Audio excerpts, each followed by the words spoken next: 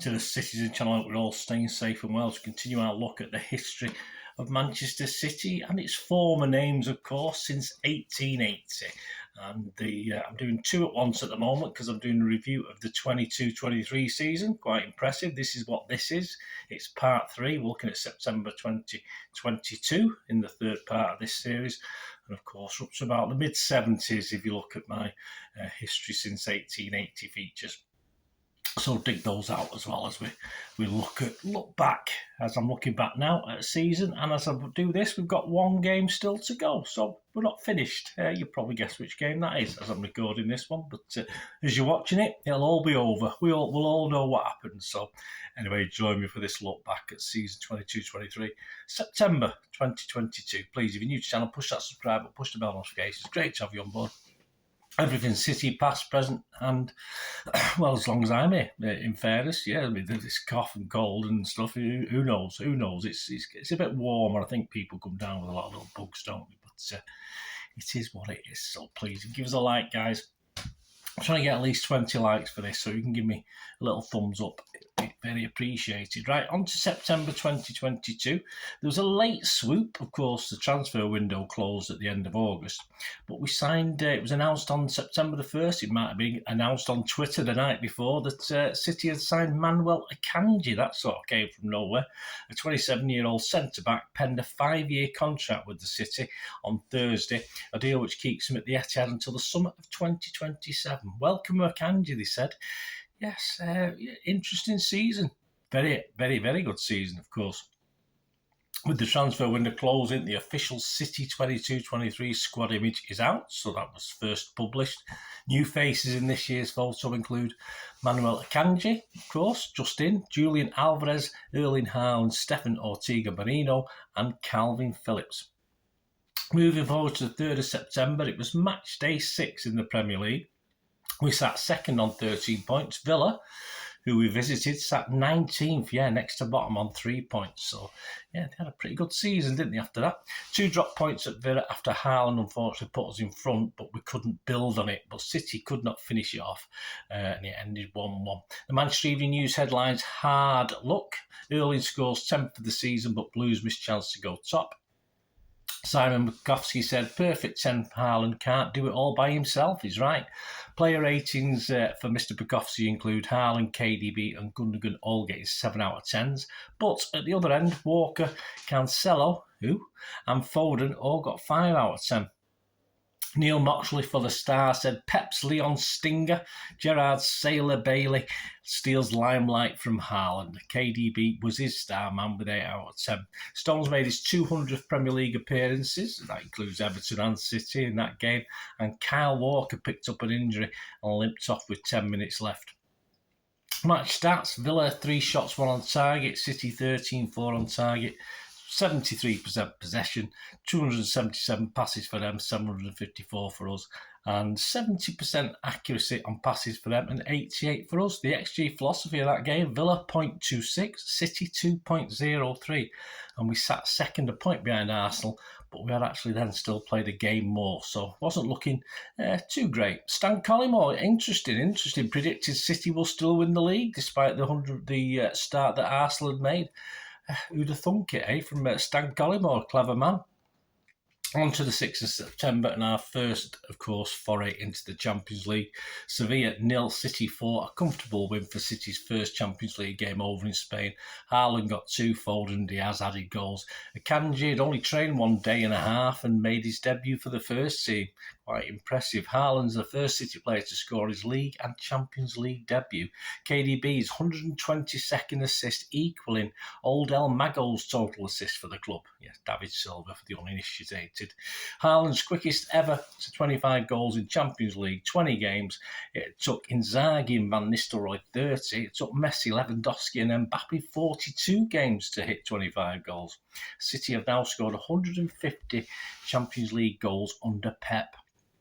Match stats, 6 shots for them, 1 on target, 24 for us, 10 on target, 63% possession, 609 passes by us, 371 by them, 78% pass accuracy for them and 90 for City, and corners 1 for them and 7 for us. XG philosophy, Sevilla 0.33, City 4.07. That's impressive.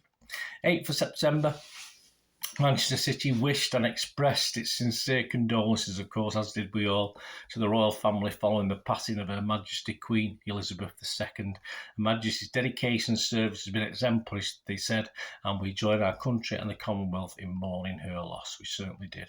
On the 9th of September, it was announced that as a mark of respect, the Premier League calls off all the weekend games. So City were due to play Spurs, so that was cancelled. On the 12th of September, Laporte returns to full training. On the 13th of September, we mentioned him earlier, didn't we?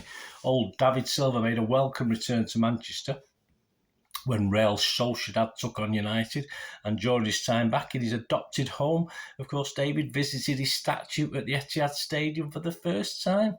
I hope he liked it. No, I think he did. 14th of September, wonder goals from John Stones and Erling Haaland saw City come from behind to beat Borussia Dortmund 2-1 in the Champions League. Bellingham had been given Dortmund an early second-half lead after a forgettable drab first half. City subs on 58 minutes, Alvarez, Bernardo and Foden helped inspire the fight back.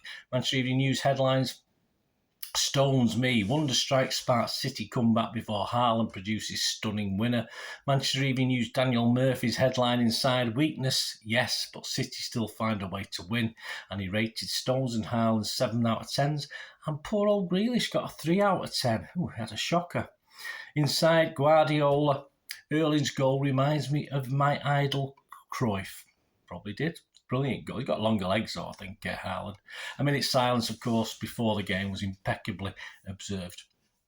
16th of September, 5 City players are named in the England squad for the upcoming UEFA Nations League games against Italy and Germany. That includes Kyle Walker, Phil Foden, Jack Grealish, John Stones and Calvin Phillips, all included in a 28-man group selected by Mr. Gareth Southgate, the current England manager, has him doing this. City striker Erling Haaland has been voted the Premier League Player of the Month for August. We're in September, but hey, old news. September the 17th, we got Wolves 0, Manchester City 3. Yes, match day 7. City's had sat second on 14 points. Wolves had sat 14th on 6 points. Goals from Grealish, Haaland and Foden saw City to a 3-0 victory over Wolves. And briefly, we moved to the top of the Premier League. Grealish's first strike of the season got us off to a perfect start inside a minute before Haaland's low right-footed strike made it 2 after just 16 minutes. Wolves had to play just under an hour with 10 men after Nathan Collins' silly boy was shown a red card for a reckless waist-high challenge on Grealish. Despite Wolves looking the better team early in the second half, Foden completed the scoring midway through the second half before City's composure and a raft of changes took the sting out of the game.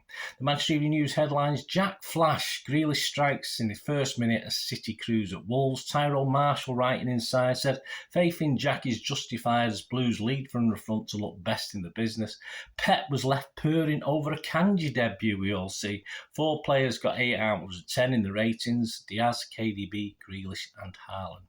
Dan King, writing for The Sun, said the good Haaland fires his 14th goal in 9 games. The bad crop Phillips, a big doubt for World Cup. And the ugly Colin sees red after horror Grealish lunge. Headlines inside: it's Erling Haaland. Yes, Haaland. City goal machine gets his first from outside the box.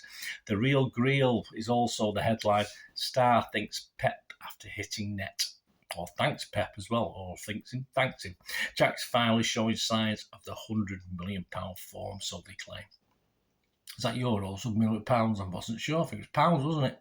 18th of September, Pep Guardiola has confirmed that Calvin Phillips faces a spell on the sidelines with a shoulder injury, but says he's hopeful the midfielder will be able to return to action ahead of this winter's World Cup finals. 26th of September, John Stones limps off what's looked like to be a hamstring pull during England's 3-3 Nations League draw with Germany. 27th of September, yes, the football basic man, Mr. Fabian Delph, announced his retirement from football. Of course, Delph has won every available domestic honour during his time at City, including 2 Premier League titles.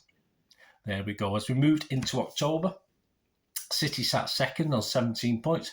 Arsenal still led the way with 18 points after 7 games.